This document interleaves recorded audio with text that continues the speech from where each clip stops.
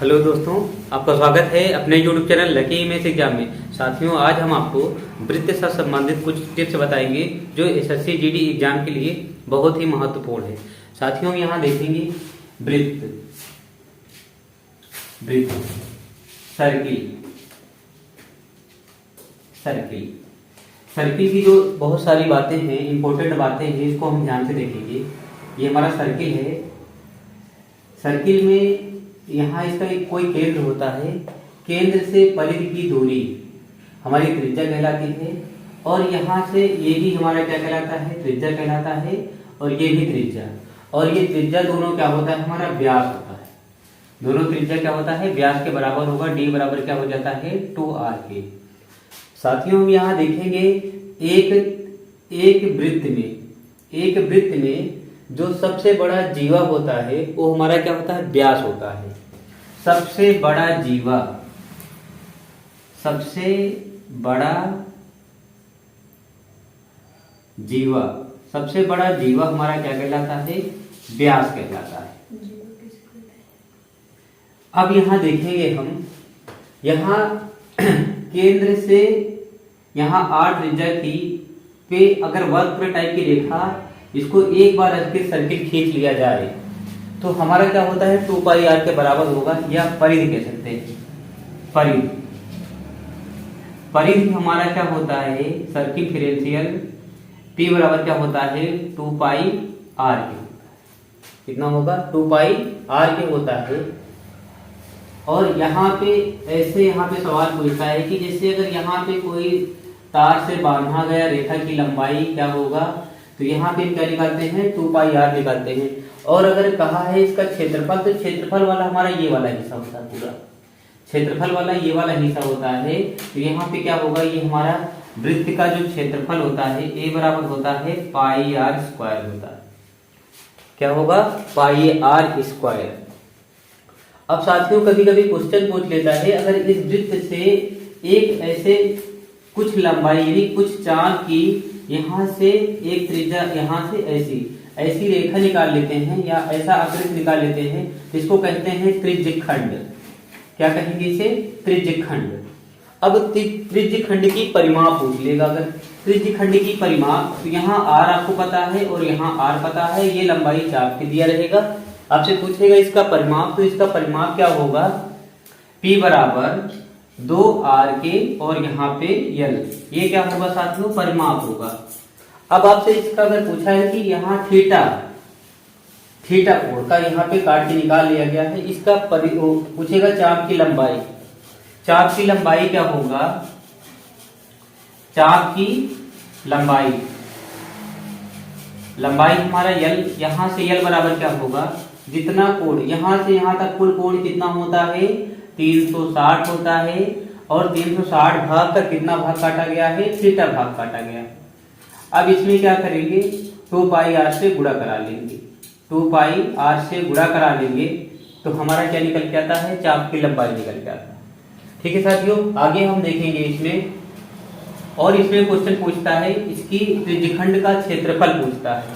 तो त्रिज्यखंड का जो क्षेत्रफल होता है, त्रिज्यखंड का क्षेत्रफल, त्रिज्यखंड का क्षेत्रफल होता है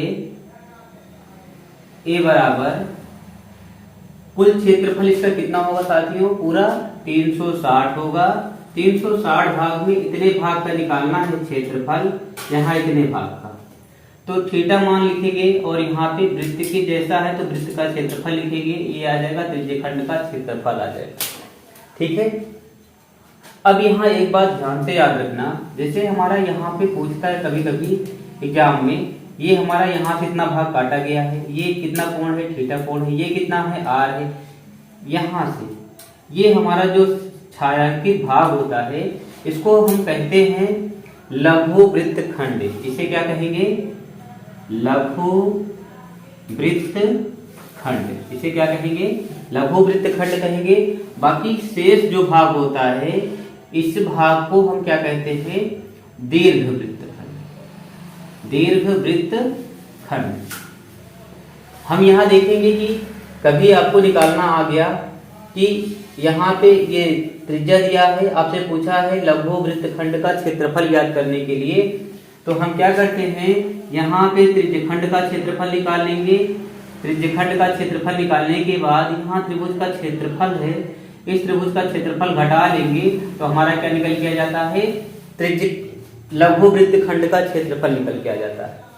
अब कभी पूछ लिया कि दीर्घ वृत्तखंड का क्षेत्रफल निकालना है, तो लघु वृत्तखंड का क्षेत्रफल पूरे वृत्त के क्षेत्रफल में क्या करेंगे, घटा लेंगे तो हमारा दीर्घ वृत्तखंड का क्षेत्रफल आ जाएगा। ठीक है साथियों, अब इस पे आधारित हम एक क्वेश्चन देखते हैं और क्वेश्चन लगाते हैं। क्वेश्चन नंबर 1 देखिए, क्वेश्चन लिखा गया है कि एक वृत्त का क्षेत्रफल 346.5 वर्ग सेंटीमीटर है, तो इसकी त्रिज्या ज्ञात कीजिए। एक वृत्त है,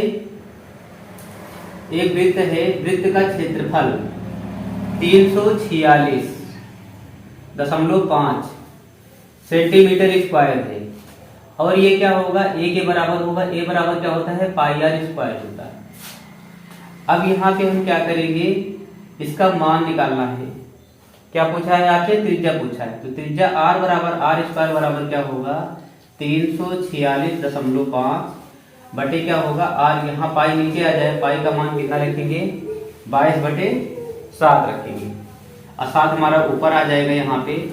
अब ये पॉइंट से यहाँ पे एक जीरो लगा देंगे या 10 से गुणा करा लेते। अब यहाँ हम काटेंगे, ये 22 से कैंसिल हो जाएगा, 22 एक कम 22 या 11 से काट लेते हैं। यहाँ पे 11 दूना के कितना होगा 22, 11 तिहाई कितना होगा 33, यहाँ पे 16 हुआ, 11 कम 11, 11 बचे 55।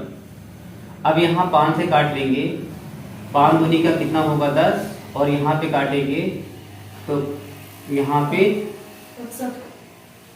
5 6 30, 5 तिहाई 15। अब यहाँ पे इतना गुणा करा लेंगे, 63 गुणे कितना हो जाएगा 7 बटे कितना होगा 4। अब इसको हम भाग कर लेंगे तो हमारा क्या होगा, त्रिज्या निकल, इसका वर्गमूल निकालेंगे, इसका वर्गमूल निकालेंगे। तो वर्गमूल के लिए हमारा यहाँ पे 3 गुणे 3 लिखेंगे, 9 सत्ते 63 होगा, 9 3 गुणे 3 कर दिया, और यहाँ पे 9 बचा है, 9 का क्या 7 लिखेंगे यहाँ पे। अब आगे फिर हमारा 7 लिखा गया है, और बटे कितना हो जाएगा 2 गुणे 2 कर लेंगे, तो हमारा कितना आ जाएगा यहाँ पे 3 गुणे 7 बटे कितना होगा 2, 7 × 21, 21 का 2 आधा करेंगे 10.5 आपका क्या आ जाएगा, त्रिज्या आ जाएगा। ठीक है साथियों, इसी के जैसा हम अगला क्वेश्चन देखेंगे। क्वेश्चन लिखा गया है कि 14 सेंटीमीटर त्रिज्या वाले अर्धवृत्ताकार क्षेत्र का क्षेत्रफल क्या होगा।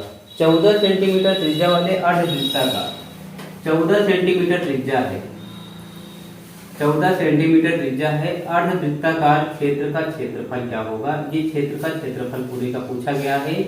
यहाँ पे क्षेत्रफल होता है ए बराबर क्या होगा, पूरे का क्या होगा पाई आर स्क्वायर होता है, आधे का क्या हो जाएगा पाई आर स्क्वायर बाई 2 हो जाएगा।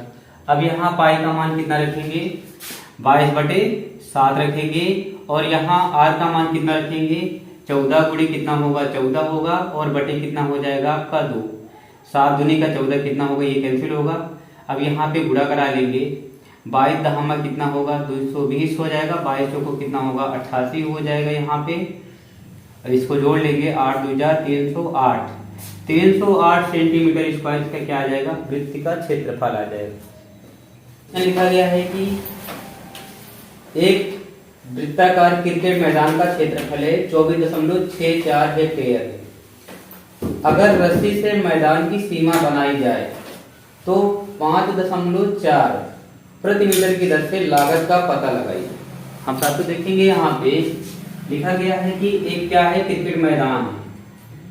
अब यहाँ पे इसका जो क्षेत्रफल है 24.64 है, 24.64 हेक्टेयर।